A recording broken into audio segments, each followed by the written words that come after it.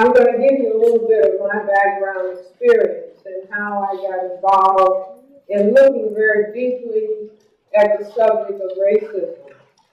I grew up in a political family in Chicago. And by the way, my great-grandfather comes from Canada. My grandfather came from Canada, lived in the United States, never gave up his Canadian citizenship. So the way I got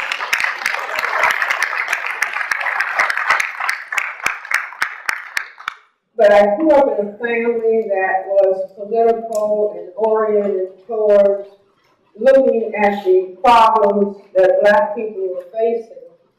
And my parents told us, I have two sisters, I'm the middle sister.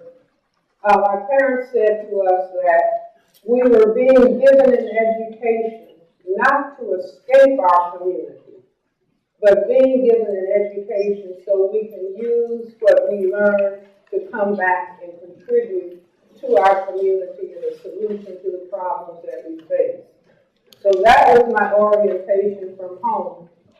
Then when I became resident in psychiatry at St. Elizabeth's Hospital in Washington, D.C., I never thought I was going to be a psychiatrist because in medical school we were taught Freudian psychoanalytic theory, and my brain computer said that does not compute.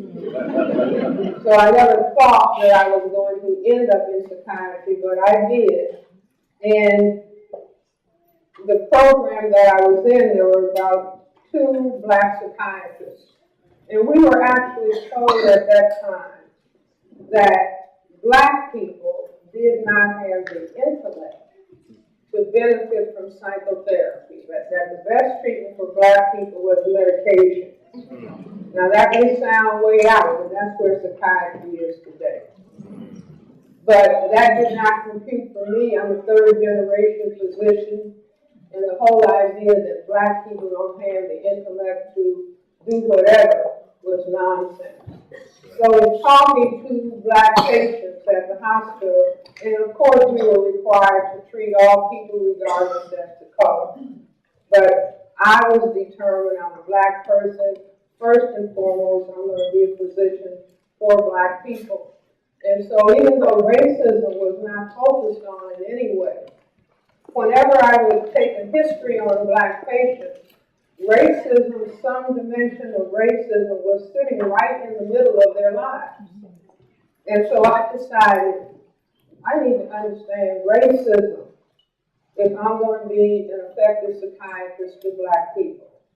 When I was an undergrad at Antioch College, I used to think I was a Marxist.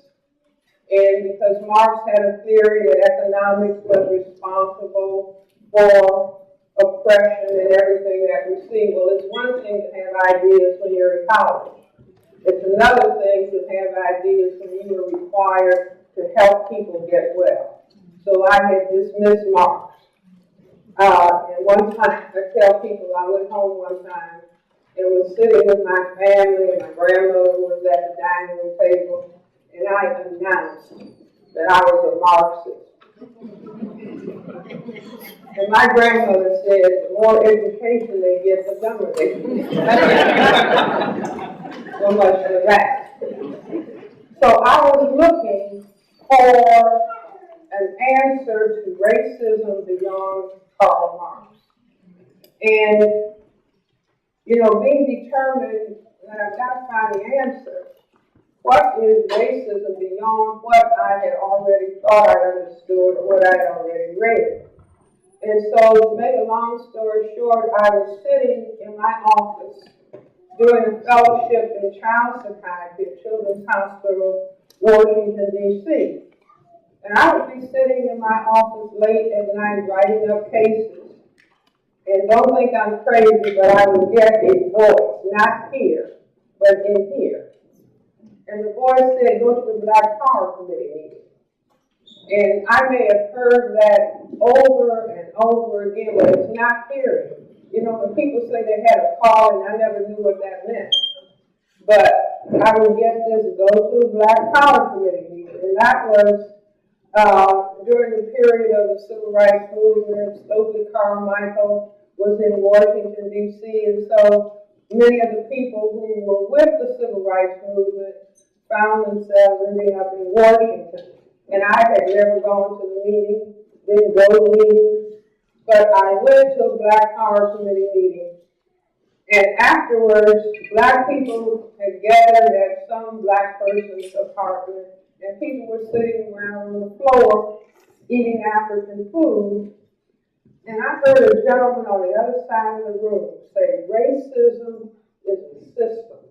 Repeat after me. Racism is a system.